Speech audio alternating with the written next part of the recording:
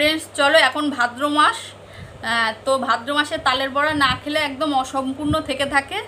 তো চলো আমি আজকে তোমাদের তালের বড়া বানিয়ে দেখাবো। আর আমি এই প্রথমবার কিন্তু নিজে হাতে তালের বড়া বানাচ্ছি, ঠিক আছে? তো তোমরা সঙ্গে থাকো, দেখতে থাকো।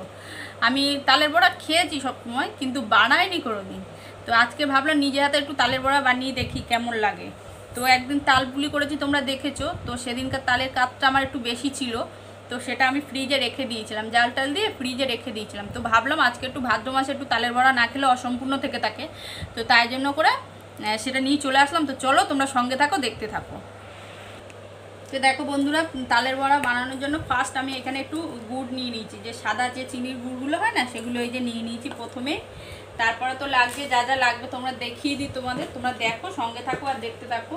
আর তো লবণ তো অবশ্যই লাগবে। তো বন্ধুরা এই ভিডিওটাকে লাইক ও সাবস্ক্রাইব করে এবং পাশে থাকা বেল আইকনটাও ক্লিক করে দেবেন ও নোটিফিকেশন অন করে দেবেন। আমার মায়ের ফার্স্ট বানাচ্ছে তালের বড়া, খেয়েছে কিন্তু বানায়নি জীবনে।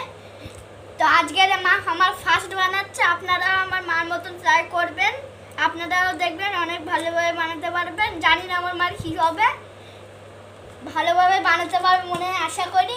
এই যে লবণ দিয়ে দিলাম, আর দিয়ে দেবো এই যে তালের যে পাল, এটা তো অবশ্যই দিয়ে দেবো। তালের শাঁস দিয়ে দেবো। এটা কিন্তু আমার আগে থেকে জাল করা ছিল, যেহেতু এটা ফ্রিজে ছিল তাই জন্য আগে থেকে জাল করে ফ্রিজে রেখে দিয়েছিলাম। আর দিয়ে দেবো সুজি, কারণ আমার কাছে চালের গুঁড়িটা নেই, তার জন্য সুজি দিয়ে দেবো। একদম ভালো করে সুজি দিয়ে মাখিয়ে নিতে হবে। তো আমি এখানে কোনো জল ব্যবহার করবো না, ঠিক আছে? এই তালের কাপটা দিয়ে যতটা হয় ততটাই করবো। আর হাত দিয়ে মাখাটা আমার মনে হয় ভালো হয়, তার জন্য আমি হাত দিয়েই মাখছি। হাত দিয়ে মাখলে কি হয়, তাহলে এই ভেলিগুলো সুন্দর ভেঙে ভেঙে যায়। গুড়গুলো, এই গুড়গুলো তো একটু এর মতো থাকে, দানা দানা থাকে। আর আমি কিন্তু এখানে আঠা ইউজ করবো, ময়দা দিচ্ছি না। তোমরা চাইলে ময়দা দিতে পারো, যেহেতু আমার আঠাটা ঘরেই ছিল তাই আঠাই দিয়ে দিলাম। আটা ময়দা কোনো পার্থক্য হয় না, আমার আটাটা ছিল। দেখো এইভাবে আমি সুন্দর করে এটাকে মেখে নেবো, যতটা আস্তে আস্তে দিতে থাকবো আর মাখতে থাকবো। মানে একবারে বেশি দিলে তাহলে আমার দেশে অনেক লাইক করতে যাবে।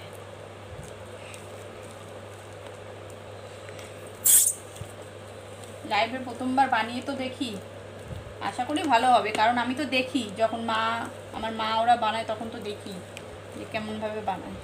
আমার মারটা আশা করি ভালো হবে। আমার দিদুনরা বানিয়ে আমার দিদুনরা বানায়, আমার মা দেখে আর শেখে। আমি যবে থেকে আমার মা এখানে কিন্তু চালের গুঁড়ি দিয়ে বানায়। আমার কাছে চালের গুঁড়ি নেই বলে আমি সুজি আর আটা দিয়েই বানালাম। সুজি আর আটা দিয়েও খেয়েছি, ভালো লাগে, খারাপ লাগে না। তোমরাও বানিয়ে দেখো কেমন লাগে। তোমরা তো চালের গুঁড়ি দিয়ে খেয়েছো, তো সুজি আর আটা দিয়ে একবার বানিয়ে খেয়ে দেখো কেমন লাগে। তো বন্ধুরা দেখো, এটাকে মেখে না আমি 2-4 মিনিটের জন্য ঢেকে রাখবো, তারপর এসে তোমাদের দেখাচ্ছি। তো বন্ধুরা দেখো, এদিকে আমার তেলটা গরম হয়ে গেছে। এই যে অল্প একটুখানি দিয়ে দেখে নিলাম। চলো, তেলটা গরম হয়ে গেছে। আর এটা তো ঢেকে রেখেছিলাম, তার কারণ, ঢাকার কারণ এটার মধ্যে যেহেতু সুজিটা দেওয়া, তো তাহলে কি হবে সুজিটা আর কি সুন্দর ফুলে যাবে আর নরমও হয়ে যাবে। তো চলো আমি দিয়ে নিয়ে এক এক করে বড়াগুলো ছেড়ে নিই। তো এইভাবে আমি সব বড়াগুলো ছেড়ে দেবো। হয়তো আমারটা গোল হবে না, কারণ আমি তো কোনো দিন বানাইনি, কিন্তু টেস্টটা তো একই হবে, গোল না হোক।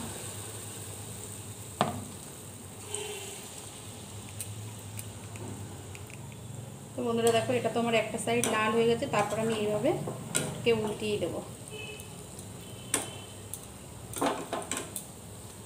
একটু এইভাবে নেড়ে ছেড়ে ভেজে নেবো। তারপর একটু ব্রাউন ব্রাউন করে ভাজবো।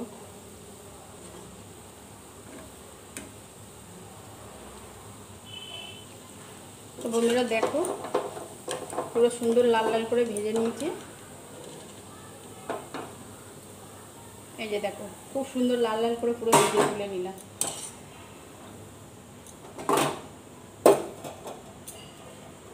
তো সেম পদ্ধতিতে আবার সবগুলো দিয়ে দেবো আমি।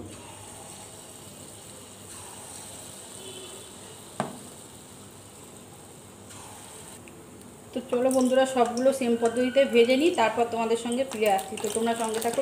তো বন্ধুরা দেখো, সব তালের বড়া আমি ভেজে নিয়ে চলে এসেছি। যেহেতু একটুখানি ছিল, পাল ছিল চালে, সেইটুকুই হয়েছে। তো দেখো, আমি ভেবেছিলাম যে পারবো না, যে গোল গোল হবে না, কিন্তু দেখো কি সুন্দর গোল গোল হয়েছে। দেখো আর কত সফটি, দেখো এই দেখো কত সফটি, দেখো দেখো। আর হ্যাঁ, এই চালের গুঁড়ি আর ইয়ে দিয়ে, যেহেতু ওই চালের গুঁড়ি তো দিই না, চালের গুঁড়ি দিলে কি হয়, শক্ত হয়ে যায়। তো দেখো, তোমাদের একটু ভেঙে দেখাই ভিতরটা, দেখো কতটা সফটি, দেখছো এই দেখো কতটা সফটি।